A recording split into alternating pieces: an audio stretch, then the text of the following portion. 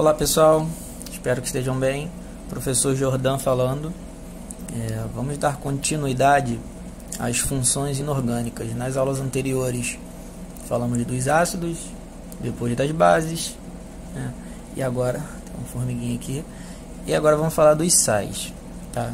Essa cronologia, essa sequência é de propósito, falar dos sais depois que falamos dos ácidos e das bases. Já já a gente vai entender o porquê disso. Mas vamos lá, o que são os sais?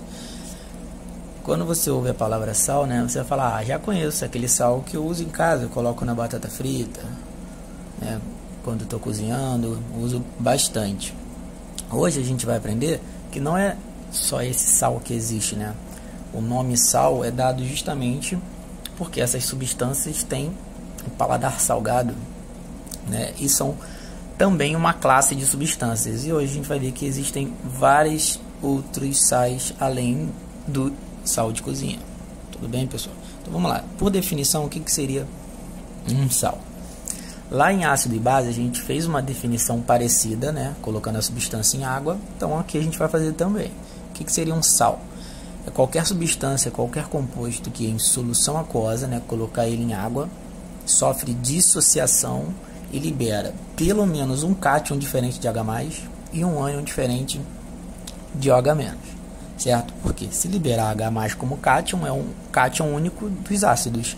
Se liberar um ânion OH- sempre, é o ânion característico da base, Então o cátion e o ânion tem que ser diferente desses aí, beleza? Porque o termo dissociação, igual lá nas bases, as bases são iônicas, os sais também são compostos iônicos, então já existem íons. Então, quando a gente coloca em água, a gente não usa o termo ionização, a gente usa o termo dissociação ou dissociação iônica, porque os íons já existem, ok? Em água a gente vai apenas separar eles, tá? Existe outro método para dissociar um sal, por exemplo? Sim, você aquecer ele até a fusão e ele ficar no estado líquido. Só que não é tão comum porque são compostos iônicos e tem temperaturas de fusão bem elevadas, certo? Então vamos lá. Coloquei dois exemplos aqui. Um bem famoso, o NaCl, é um sal. Vou dissolver ele em água. Ele vai dissociar e vai liberar dois íons, certo? O primeiro, a gente sempre escreve o cátion. Depois sempre o ânion. Sempre nessa ordem. Beleza? Então, repare que o cátion ele é diferente de H+, e o ânion é diferente de OH-. Ok? Então a gente classifica como um sal isso. Tá? Já vou adiantar uma coisinha aqui. É o seguinte. Os componentes, as peças de um sal é sempre assim, um cátion na frente e um ânion depois, tá? Repare que esse sal, ele é um sal binário. O que é um sal binário? Tem apenas dois elementos químicos e não tem presença de oxigênio. Então, a gente chama esse sal, tem um nomezinho para ele, que é o halóide. O que é um halóide? Sal sem oxigênio, ok? No exemplo de baixo, também é um sal. Coloquei ele em água, ele dissociou, separou os íons dele, tá? Sempre que tiver esse aqui entre parênteses, quer dizer que estão em solução aquosa. Olha lá, o cátion também é diferente de H+, e o ânion também é diferente de OH-. Então não é nenhum ácido e nenhuma base. Trata-se de um sal, ok? Agora repare que esse sal aqui é diferente do de cima. Ele tem 3 elementos e termina em oxigênio. Sempre que isso acontecer, a gente vai dizer que esse sal é um oxi-sal. O que é isso? É um sal com oxigênio. Tudo bem, pessoal? Então, já temos duas classificações aí, tá? O sal sem oxigênio, nome é halóide, e o sal com oxigênio, que é o oxi-sal. Importante saber isso aí. Belezinha, pessoal? Seguindo, a gente, antes de entrar na nomenclatura dos sais, a gente vai colocar uma reação importante aqui. Que reação é essa, tá? É a reação que a gente chama de reação de neutralização, que é a produção, é o resultado de uma reação entre um ácido e uma base, tá? Já estudamos ácidos e já estudamos bases. Então, é importante falar dessa reação, tá? Pra gente aqui, a gente não vai precisar formular ela, eu vou só apresentar para vocês, tá? Para você ver que um sal, ele é produzido a partir da reação de um ácido e uma base. Tudo bem, pessoal? Então, é bom pelo menos decorar isso aqui, ó. Um ácido com uma base, eles têm muita afinidade química, reagem, produzem sal e água. Sempre assim, ácido, base, sal e água, ok? Então, eu vou mostrar dois tipos de neutralização para vocês. A neutralização total e a neutralização parcial. Vamos ver como acontece isso. Seguinte, aqui eu tenho um ácido e uma base, certo?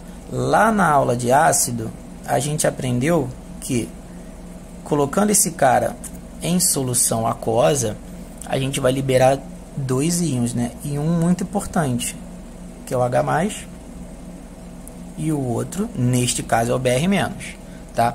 O ânion do ácido é aleatório, pode ser vários, mas o cátion do ácido sempre é H+, ok? E na base a gente aprendeu que dissociando ela, separando os íons dela, a gente libera um cátion, que é aleatório, pode ser vários, e um ânion característico, que é sempre quem? O OH-. Tudo bem? Aí o que vai acontecer, pessoal? O ácido e a base tem cátions diferentes e ânions diferentes. Eles têm bastante afinidade química. Então, o cátion do ácido com o ânion da base, de cara você já tem que pensar que produz uma água, H2O. Beleza? E o sal vai vir da onde, né? As peças para montar o sal sempre vem da onde? O cátion da base com o ânion do ácido, perdão, sempre assim, tá? Cátion sempre na frente, ânion sempre depois, beleza? Formei um sal, certo? Nos exemplos de baixo, temos o que a gente chama de neutralização parcial. O que é uma neutralização parcial? Tá? É que eu não vou conseguir ou ionizar o ácido totalmente, ou não vou conseguir dissociar a base totalmente. Vamos ver como acontece dos dois jeitos. Beleza, pessoal? Aqui é o seguinte. Quando eu ionizar esse ácido, repare uma coisa. Esse ácido ele tem 2 hidrogênios. Então, eu tenho que ionizar 2 hidrogênios para esse ácido, né? Então, existem situações que não acontece isso. Eu consigo ionizar apenas um dos 2 hidrogênios, o H+. O outro não ioniza. Então, ele faz parte do ânion. E com HSO4 menos. Beleza? Era para ter ionizado os 2, mas neste caso eu estou mostrando que ionizou apenas um. E se a gente dissociar a base vai ser normal aqui, tá? Na+, dissociei, OH-, tá? O H+ do ácido com o OH- da base vai continuar acontecendo o quê? Produzindo água, H2O, certo? E eu vou continuar montando o sal de que jeito? Usando o cátion da base com o ânion do ácido, certo? Então, o cátion sempre na frente, Na, junta com o ânion, HSO4.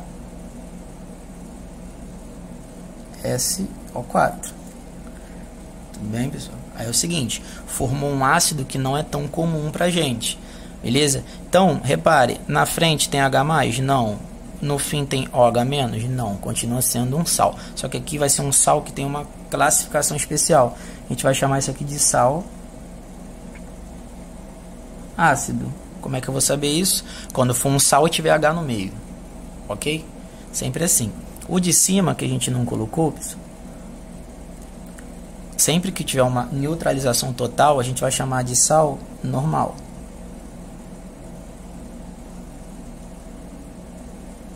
Sal normal. Tudo bem? Então é o seguinte, no de baixo, pessoal, eu também vou fazer uma neutralização parcial, só que agora, ao invés de ser ionização parcial do ácido, vai ser uma dissociação parcial da base. Como seria? O ácido normal, H+, Cl-. Quando eu for dissociar a base, o que vai acontecer? Eu só vou conseguir dissociar uma hidroxila, um OH- só. Tá? Tem duas hidroxilas, o certo era dissociar 2 OH-, mas eu vou dissociar uma hidroxila só. Então, como cátion, vai sobrar o que? CaOH.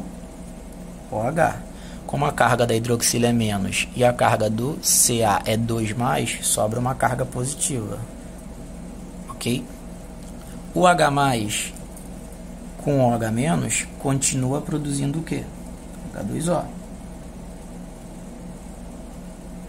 Beleza? Continua produzindo H2O. E o sal continua sendo o cátion da base com o ânion do ácido. Então você escreve o cátion na frente, que é o CaOH, e o ânion do ácido. Beleza? Agora, repare, tem H na frente, tem OH depois, então não é nem ácido e nem base, continua sendo um sal, só que agora é um sal que tem um OH no meio, aí você chama de sal básico. Beleza? Existem outros nomes também para essa classificação. O sal ácido pode ser chamado de hidrogenossal e o sal básico pode ser chamado de hidroxissal. Mas o mais comum e mais fácil de lembrar é sal ácido e sal básico. Beleza, pessoal? Então, pode ficar tranquilo. Para o papo de hoje, você não vai ser obrigado a fazer essa equação, equacionar do jeito que eu fiz aqui. Eu só estou apresentando, tá, para mostrar como que um sal é produzido e algumas classificações. Tudo bem, pessoal? Seguindo. Agora a gente vai para nomenclatura. Tá? Nomenclatura é o seguinte. Vou dividir a nomenclatura em duas partes. Tá? Nomenclatura de sal sem oxigênio e nomenclatura de sal com oxigênio, que é bem diferente. Tá? A nomenclatura do sal sem oxigênio é um pouquinho mais fácil. Tá? Seguinte, você vai ter essa regrinha aqui, ó.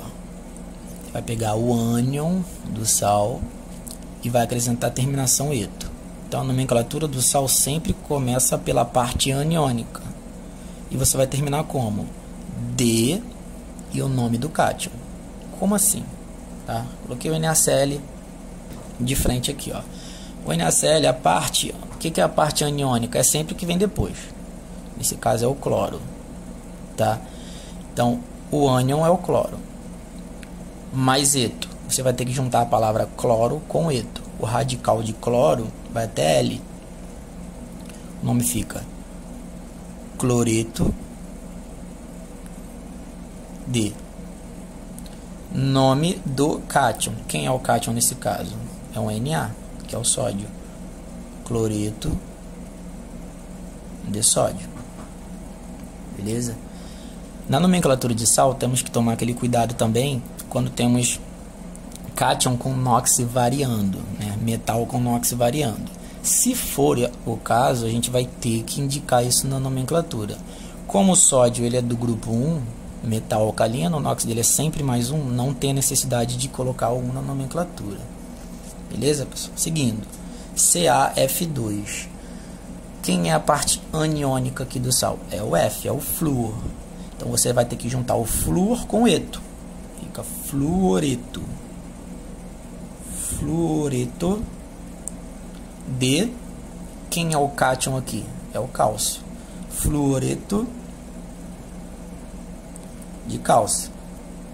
Tudo bem, pessoal? Seguinte, cálcio grupo 2. Metal alcalino terroso, sempre NOx mais 2, então não precisa fazer mais nada, tá? Olha esse aqui, pessoal. É um sal bem famoso e ele pode às vezes dar um probleminha na nomenclatura, tá? Porque você procura o CN na tabela periódica, não tem CN, tá? C é carbono e N nitrogênio. Isso aqui é um ânion especial, tá? Ele é derivado do ciano, então a gente coloca a terminação eto, ok? Fica cianeto, beleza? Cianeto de... Esse NH4, se você procurar na tabela periódica, você também não vai achar NH4. Não é um cátion metálico, também é um cátion especial aqui, tá? NH4 é o amônio. Falamos dele em bases que tinha o hidróxido de amônio. Então esse aqui é o cianeto de amônio.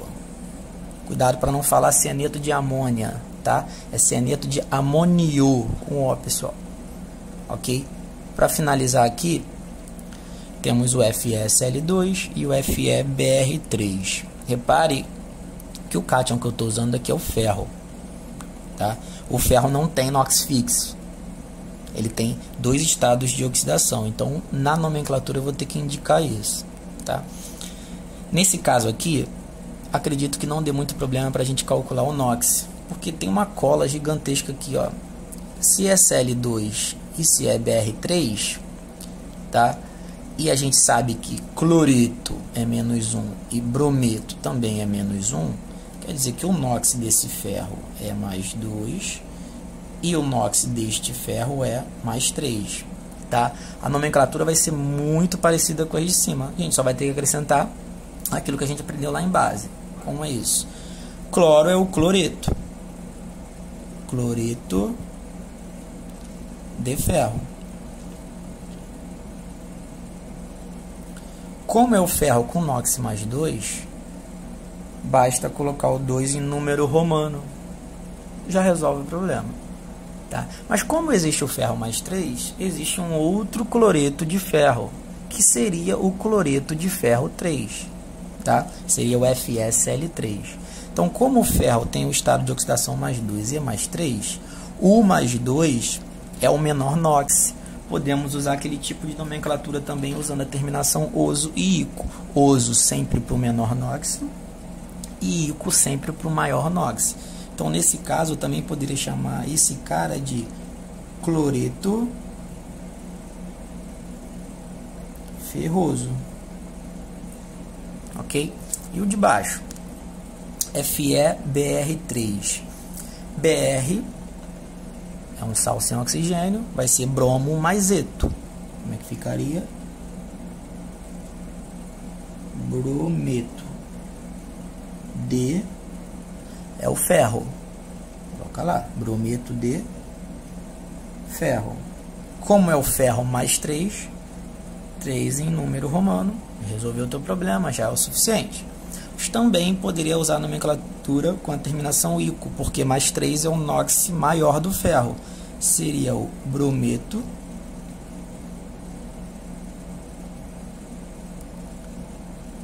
férrico. Fechou? Então é o seguinte, vamos para a nomenclatura agora de oxissal. Como é que seria a nomenclatura de oxissal? A gente vai ter que lembrar de uma tabelinha que a gente usou em ácido, que é a tabelinha do NOx. Então, os sais oxigenados vão ter um elemento central também que vai direcionar para a gente a nomenclatura. Então, vai ser necessário calcular o NOx do elemento central, tá? Lá em ácido, aonde tinha terminação oso, a gente vai trocar por ito.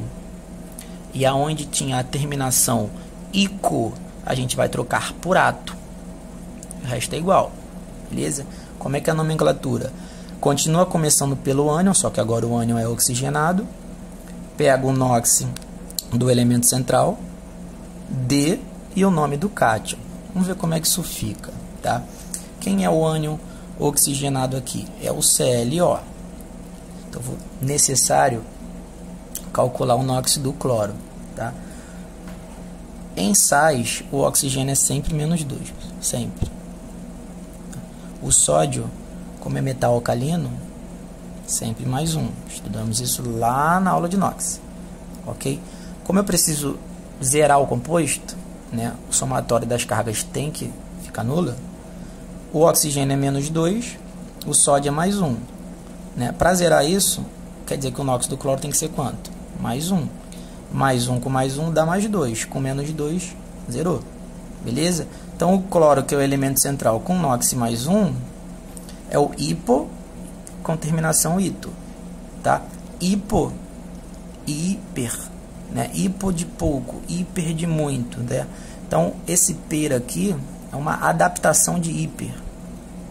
Beleza, pessoal? São as extremidades, mais 1 e mais 7, tá? Então como é que ficaria? Hipo, encaixa o cloro aqui. Hipocloro com ito. Fica hipoclorito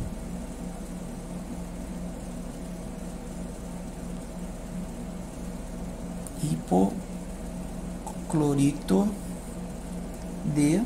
Quem é o cátion? É o sódio. Beleza? Vamos ver o de baixo. AgNO3. Fazer a mesma coisa. NOx do oxigênio em sais, sempre menos 2. NOx da prata, tem regrinha para prata? Tem. A prata também tem NOx fixo, igual dos metais alcalinos. Sempre mais 1. Beleza? Como é que eu vou zerar esse composto aí? Qual é a carga do nitrogênio para zerar tudo isso? No oxigênio, a carga total é menos 2 vezes 3, que dá menos 6. Menos 6 com mais 1 da prata, dá menos 5. Então quer dizer que o NOx do nitrogênio para zerar tudo tem que ser mais 5. Mais 5, terminação ato. Beleza? Tem que juntar nitrogênio com ato aí, né? Que dá um composto bem famoso, que é o nitrato. Nitrato. Vocês já ouviram muito falar em nitrato e nitrito. Nitrato de... Quem é o cátion? Ag, que é a prata. Nitrato de prata. Repare que ainda não usei número romano para ninguém. Sódio, NOx fixo. Prata, NOx fixo. Beleza? De baixo, Fe2, SO4, 3. Opa, apareceu um metal aí que não tem regra para NOx fixo. A gente conhece o ferro, sabe que o NOx dele é mais 2 e mais 3. Aqui ele dá uma cola pra gente. Sempre que o cátion e o ânion tiverem índices par ímpar, tá? Eu posso usar isso como cola. Esse 3 quer dizer que o NOx do metal era mais 3. E esse 2 quer dizer que a carga do ânion era menos 2. Isso vai ajudar a gente a saber o NOx do ferro. Beleza? Se a carga deste ânion é menos 2, o que está acontecendo dentro desse parêntese aqui? O NOx do oxigênio, a gente sabe que é menos 2. Menos 2 vezes 4 dá menos 8. Para sobrar menos 2, quer dizer que a carga do enxofre é quanto? Mais 6. Mais 6, terminação ato. Beleza? O enxofre, tá? Lá no ácido a gente já falou disso. A gente usa o nome dele que vem do latim, sulfurum, né? Neste caso, em ácido, a gente falava sulfúrico. A gente vai trocar o ico pelo ato. Vai ficar sulfato. Beleza? Sulfato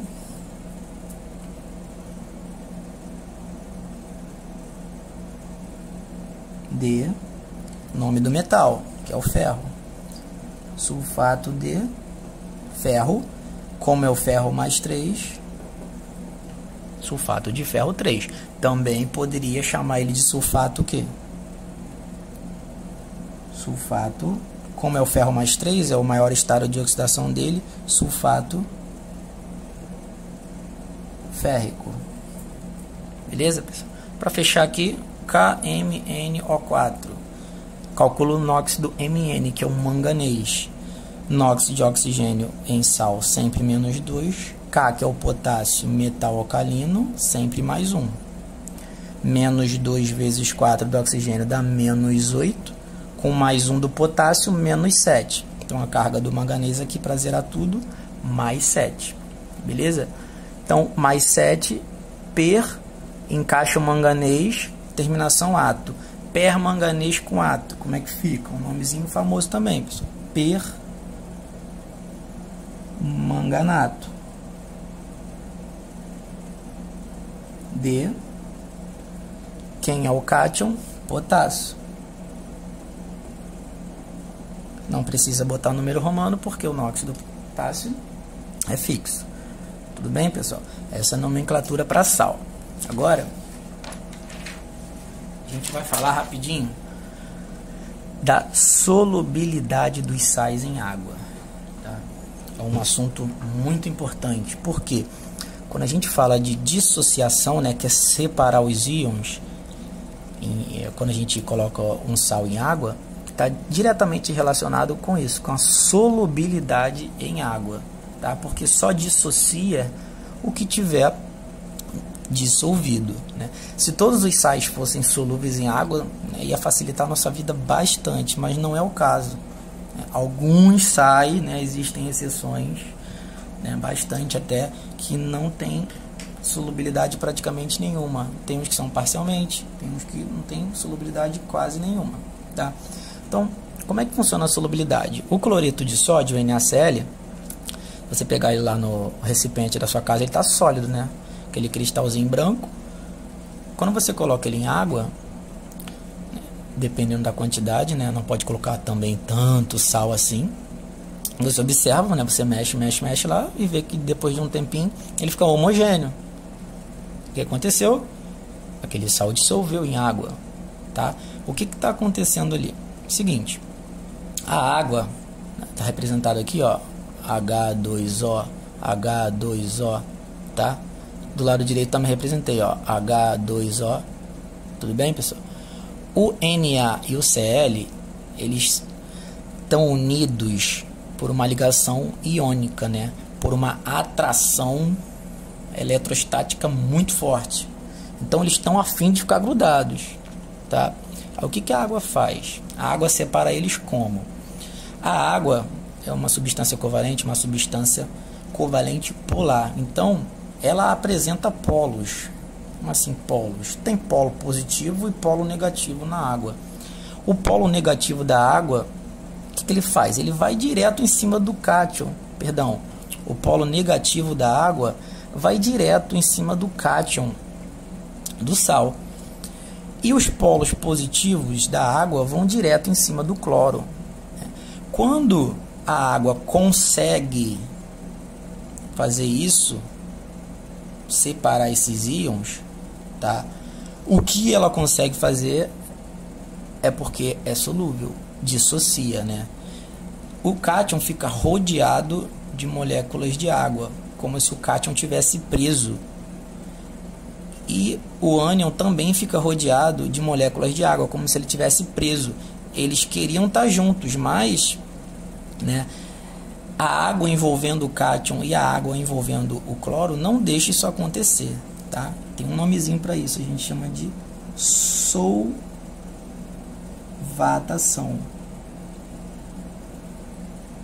tá?